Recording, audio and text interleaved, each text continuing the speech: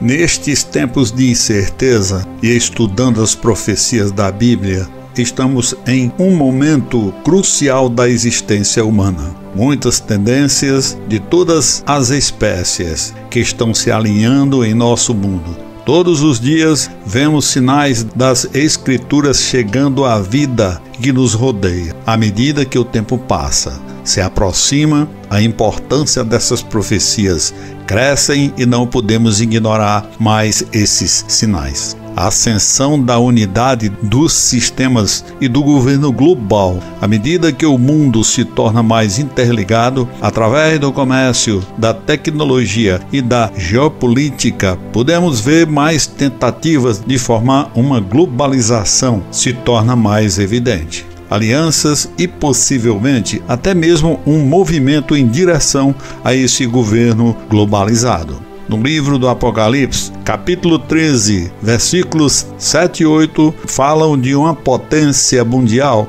que tem autoridade sobre cada tribo, povo, língua e nação.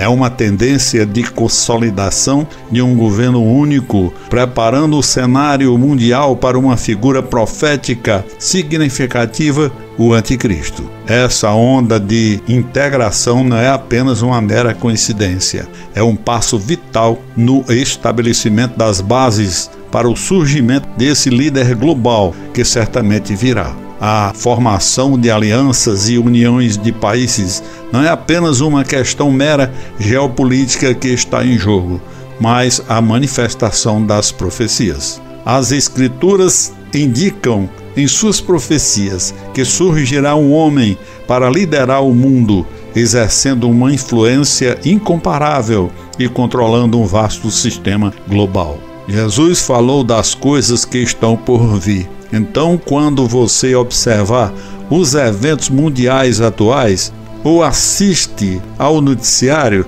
sempre pergunte a si mesmo como isso se relaciona com as profecias bíblicas. Esses eventos se conectam ao retorno de Nosso Senhor em uma sucessão de fatos que acontecem e faz parte da linha do tempo profético de Deus, que está em Apocalipse capítulo 13, versículo 7, que foi dado aos anjos de Satanás para fazerem guerra com os santos e vencê-los, e foi-lhe dado poder sobre todas as tribos, línguas e nações. Este versículo 7 do capítulo 13 do livro do Apocalipse é uma figura tão influente que exigirá uma infraestrutura que transcende fronteiras e sistemas convencionais. Então veremos outra tendência a observar para os sistemas econômicos globais: a ascensão da moeda digital e a criação de um sistema econômico universalmente aceito, e o dinheiro físico tradicional desaparecerá. E não se trata apenas de questões de eficiência ou de segurança, é um reflexo do movimento gradual do mundo em direção à unidade e a todos os setores, incluindo fortemente a economia. São os avanços tecnológicos e a marca da besta. Se olharmos para algumas décadas atrás, naquelas épocas, jamais imagina-se, e com o domínio da ciência e da tecnologia como os conhecemos hoje, pareciam quase estranhos os avanços que demos num período relativamente curto. Desde as máquinas rudimentares até ao sofisticado mundo digital, que estamos profundamente enraizados em uma jornada tecnológica da humanidade de hoje, que tem sido um testemunho vivo como uma profecia distante, quase etérea. Tarefas que levaram décadas, se não séculos, para se concretizarem, agora são realizadas em pouco tempo. Atualmente, os veículos dotados de um aplicativo que armazenam dados de todos os drives de manobras e realizações e que ficam armazenados por vários anos, dando conta das paradas, de seus tempos, dando profunda sensação de vigilância a que estamos submetidos. É uma ferramenta da infraestrutura que o Anticristo utilizará para dominar o mundo que está sendo estabelecido ao nosso redor, dado o ritmo do avanço tecnológico. Curiosamente, a própria Bíblia desafia conhecermos o significado do número 666 e o seu nome. Durante séculos, vários estudiosos e teólogos fizeram cálculos imaginativos para identificar o anticristo através deste número. No entanto, realmente ninguém conhece o significado deste número e o nome. Apesar de que os crentes da terra, sem dúvida, entenderão isso claramente na grande linha do tempo da profecia bíblica. Aí vem a apostasia e o afastamento da verdadeira fé. Nos últimos tempos, temos testemunhado tremores dentro da própria fundação de fé que sustenta o cristianismo, que é a igreja. Não se trata apenas de uma partida casual. Significa que um grande número de pessoas se afastando de Deus. Não se trata apenas de alguns indivíduos ou de uma minoria. Trata-se de uma rebelião global sem precedentes contra Deus. E sobre a santidade dentro das igrejas, onde se permite abertamente que os pastores vivam no pecado. Seu testemunho é uma grande queda entre os cristãos, em um número crescente de desviados nas igrejas. A igreja penetrou no mundo e o mundo penetrou na igreja, onde todos estão conformados, achando tudo normal. Há uma tendência preocupante emergindo e se infiltrando na igreja, onde as pessoas afirmam que sou cristão, mas não sigo a Bíblia. Para ser cristão e desconsiderar a Bíblia, estamos testemunhando um afastamento significativo da fé bem diante de nós. É essencial reconhecer que muitos já foram desviados e muitos mais estão à beira do abismo. Sua devoção a Deus deve ser intencional. Sua decisão de seguir a Jesus deve ser deliberada. Você precisa escolher conscientemente trilhar o caminho estreito, pois poucos o encontram. A decadência e mudanças nos valores sociais é uma tendência sinistra, como a malha da sociedade é tecido por valores imorais, que mantém os cristãos longe de Deus e a fé enfraquece e muda de direção. As pessoas sofrem uma transformação com afastamento gradual dos ensinamentos e valores bíblicos tradicionais, conforme descrito na segunda carta de Paulo a Timóteo, capítulo 3, versículo 15, e está se tornando mais evidente com o egoísmo, orgulho, blasfêmia e perda de afeição natural em crescimento.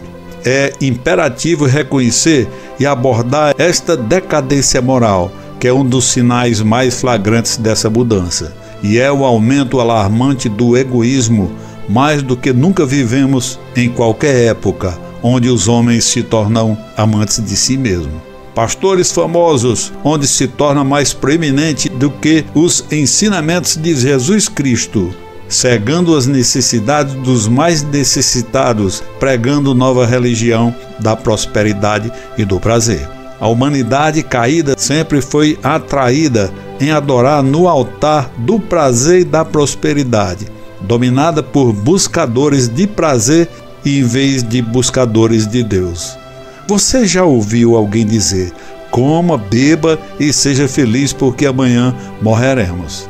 É a religião do prazer, que é a adoração que não deixa ninguém mentir para você, fazendo acreditar que não há prazer no pecado, e que há prazer na fornicação, no adultério, na imoralidade sexual, na satisfação de semear discórdia, na vingança, no se dar bem, a fim de oferecer suas próprias formas de prazer, e que o pecado em suas muitas formas pode ser atraente. O que está descrito no livro de Timóteo, capítulo 5, versículo 6, que aquela pessoa que vive em prazer está espiritualmente morta, embora enquanto vive, pois não está vivendo para Deus. É a religião do prazer, egoísta, e te empurra a colocar os seus desejos pecaminosos acima do bem-estar e do futuro de seus entes queridos, e pode destruir a sua família. Toda a influência do que está acontecendo com as tendências do avanço tecnológico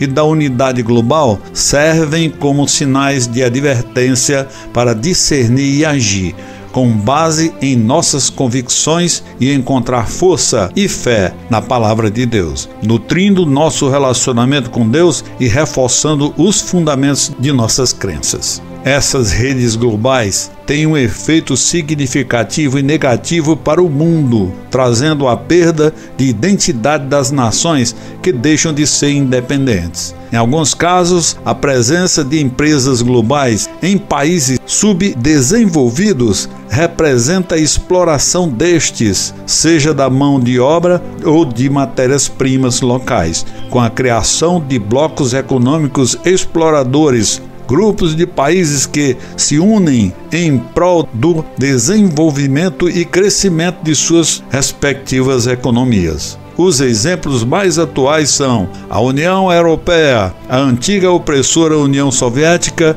e também a NAFTA, que é um acordo comercial feito entre Estados Unidos, México e Canadá, com o objetivo de criar uma zona de livre comércio entre eles. E, finalmente, o Mercosul, que é um bloco de países da América do Sul, que está sendo sufocado pelo Foro de São Paulo, que tem o objetivo de tornar a América do Sul em um bloco de nações comunistas. Para as próximas gerações, a globalização trará impactos extremamente agressivos e negativos para o meio ambiente, porque os interesses das corporações capitalistas estão baseados na exploração de matérias-primas de maneira insustentável, poluindo e contaminando os ambientes naturais. Devido aos princípios da globalização contemporânea é o consumo, para que sejam feitos produtos que correspondam ao número de consumidores existentes atualmente. A quantidade de matéria-prima extraída é enorme. A maioria das empresas não faz o processo de extração com responsabilidade ambiental. As consequências são as alterações climáticas, catástrofes ambientais e demais eventos que prejudicam a vida do ser humano e dos demais seres vivos.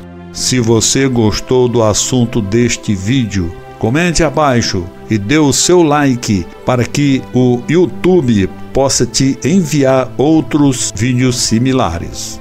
Amém, irmãos, e fiquem com Deus.